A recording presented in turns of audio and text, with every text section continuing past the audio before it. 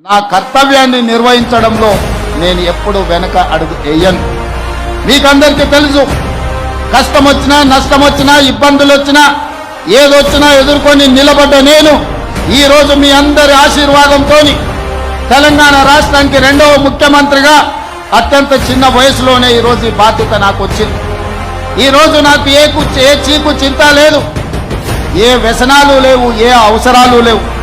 నాకున్నదల్లా నన్ను ఆశీర్వదించిన ఈ సమాజానికి ఏదైనా చేయాలన్న తపన తప్ప నాకు అండగా నిలబడ్డ కుటుంబాలను వాళ్ళ బిడ్డగా ఈరోజు ఆదుకోవాలన్న ఆలోచన తప్ప నాకు ఇంకొకటి లేదు.